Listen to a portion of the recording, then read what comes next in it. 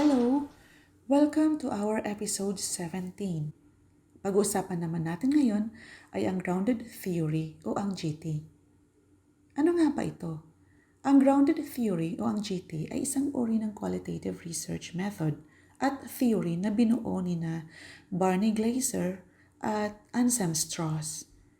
Ito ay ginagamit sa ngayon sa mga mixed method studies bilang qualitative part at ginagamit na rin ito bilang isang research design. Ang GT ay kumakatawan sa pagbuo ng isang panibagong teorya na galing sa mga iba't ibang sources of data. Ito ay may malalim na pag-aaral dahil nakafocus ito sa pagdiskubre ng iba't ibang anggulo upang makapag-produce ng mga panibagong konsepto. Ang GT ay dumidepende sa dami ng data na siya nitong pinagkukuhaan ng mga impormasyon.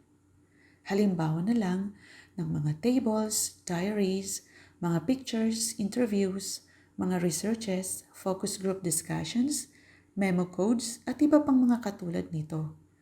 Tinatawag itong grounded theory dahil ito ay nakaground o nakatali sa mga data. Ang pag-aanalisa ng datos ng GT ay nakabase sa volume ng data na na-acquire ng isang researcher. Katulad ng ibang qualitative studies, ito ay gumagamit ng coding, categories at memo writing. Ang mga transcribed interviews at iba pang data ay paulit-ulit na ikinukumpara sa mga concepts na magkakapareho at ito ay tinatawag na coding. Hanggang makabuo ito ng mga categories na sumusuporta sa mabubuong theory. Ang mga themes o categories ay nararapat na hindi bababa sa 3 at hindi rin lalagpas sa 7.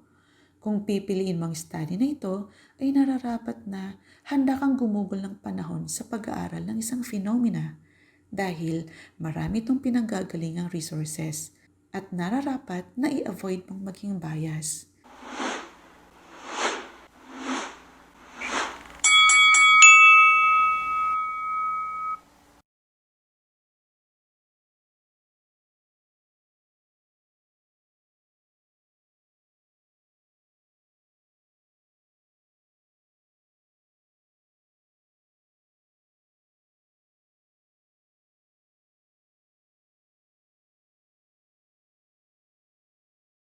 Subalit ang GT ay isang napakagandang study dahil ito ay nakapagpuproduce ng isang theory na maaari mong maikontribute sa mas masusipang pag-aaral.